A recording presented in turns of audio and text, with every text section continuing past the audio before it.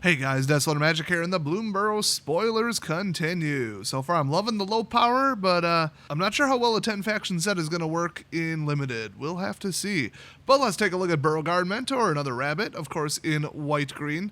It's got star power and toughness because it is trample, and its power and toughness are both equal to the number of creatures you control. So it's basically that Westvale card from way back in Eldritch Moon. You guys remember the Westvale space program? Come on. Like, that was my famous deck where I would just flood, send him in the air, and just drop him from orbit.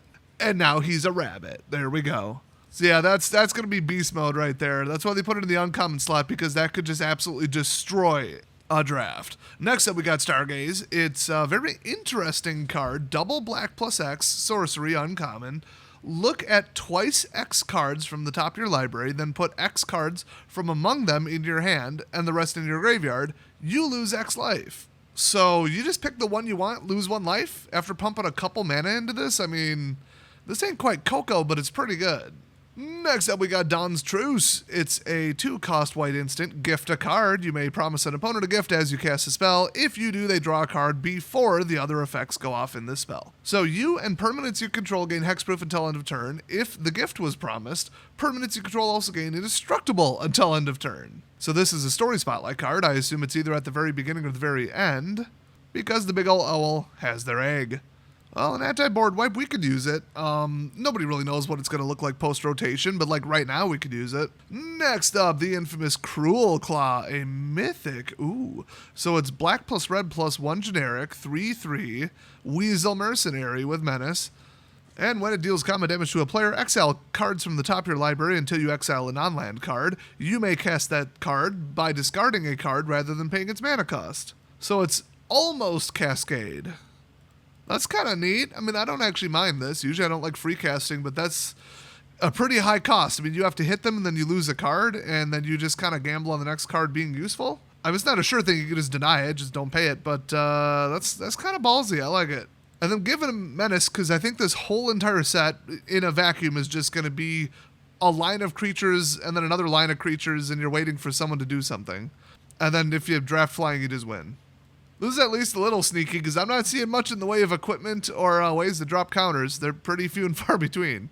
So you can look for tribal buildup, which means this entire set is incredibly susceptible to removal.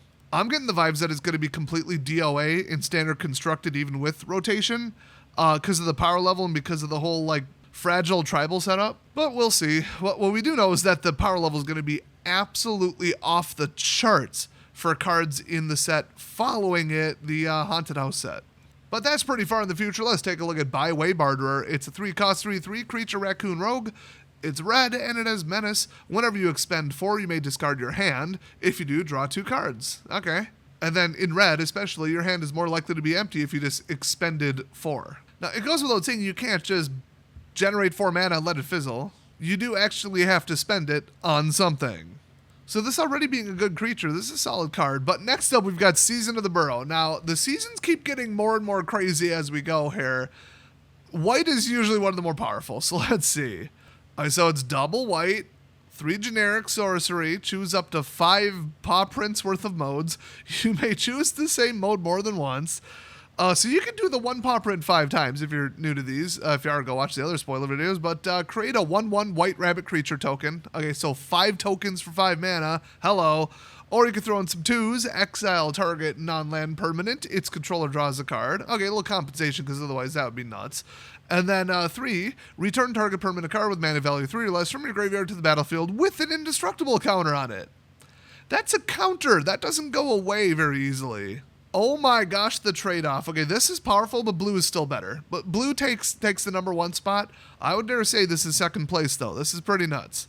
Next up, just when you thought we were in the clear, you are wrong. Welcome to the impossible to read and commonly mistranslated spoilers in another language. They really, really need to stop with that. Nobody feels anything but pander do in a different language, and nobody in English appreciates these.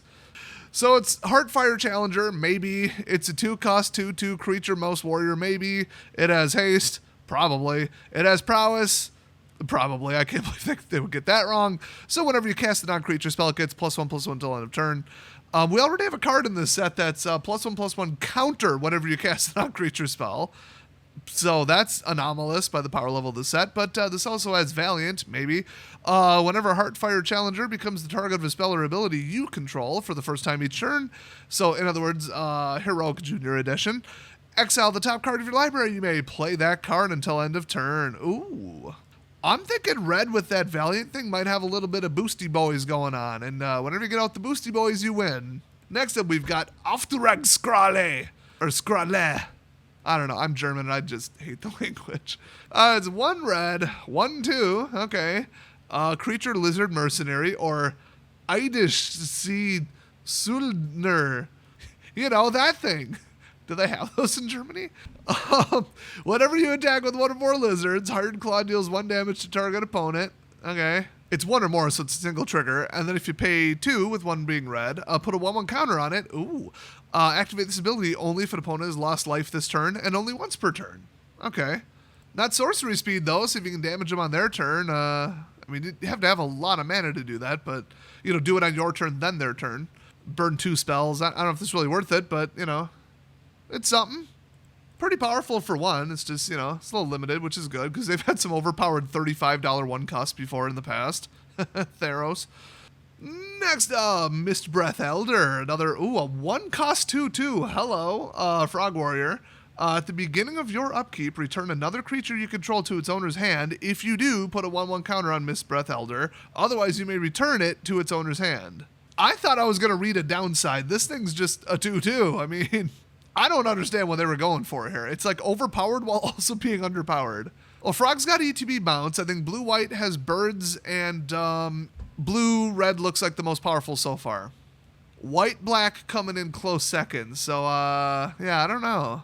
If you sit there and just bounce, bounce, bounce, and you don't even flicker it, you have to actually pay to recast it, you're probably going to be behind your opponent, whose creatures do get to stay in play. But if you're constantly putting counters on them, which is also what the frogs do, you know, you might be able to make it work.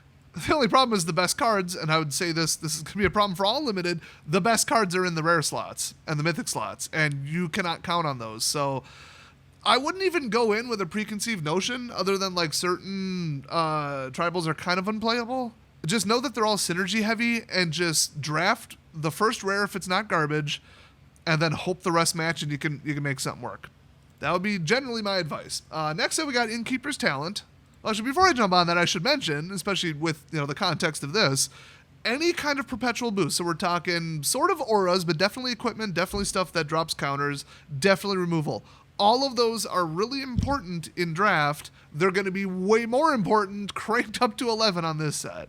That and recurring triggers. Any kind of recurring trigger that helps you out. A lot of standing around with a standing army and doing nothing going to happen in this set. So, all right, this is another one of the classes. It is a rare, so once again, you can't really count on it. But 2 cost. At the beginning of your combat on your turn, put a 1/1 counter on target creature you control. Like that right there, this is god tier in any limited format. You draw this, and you draw it in the game, you're going to win. Unfortunately, you know, you start with 7, and then it's 1 in 32, 1 in 31, 1 in 30 chance to draw this if it's on the bottom of your library. Uh-oh. So don't try to just win the game with 1 card. I have done it. It did actually work, but it was white, blue, draw, and scry Gisela. So, yeah, and then the rest was just protecting her. If you go scry, scry, scry, draw, draw, draw, you might get to it. I mean, you're up in your odds. But, okay, you pay 1, you level it up to 2. Permanents you control with counters on them have ward 1. Now, I don't know if you lose the bottom abilities. I think you do? I'd have to read their article to find out, and I think, well, no, I'm not going to do that. So, pay 4 more, get to level 3. If you would put 1 or more counters on a permanent or player, put twice that many of each kind of counters. Okay, that's a little verbose. On that permanent or player instead. This is like a sleeper infect card, although you'd have to, you know, dump, what is that, 7 mana into it? That's a bit of an investment. Well, next up, we've got Vren the Relentless. It's a 4 cost 3/4 with ward 2, black-blue. And if a creature an opponent controls would die, exile it instead. Okay. At the beginning of each end step, create X11 black rat creature tokens with this creature gets +1/+1 for each other rat you control. Oh gosh, where X is the number of creatures your opponents controlled that were exiled this turn. Okay, so it's like out of control Relentless Rats Junior Edition. That I can deal with, I guess, but I just don't like magical expando rats. Yeah, get this color combination, get a couple kill spells going, and then stick them. But that's a lot of ifs. This guy's a bit of a lightning rod. Well, that's it for today's spoilers, but oh my gosh, if you haven't seen my last video, cursed Magic the Gathering images generated by AI. It is so funny, I had to bring in a special guest to help me handle all the humor. Some of this stuff, it's pretty funny. It's pretty left field. That thumbnail doesn't even scratch the surface. So if you haven't seen it, you need to go watch it. It is so completely insane. But hey, thanks for watching. More spoilers coming tomorrow, and I'll see you guys next time.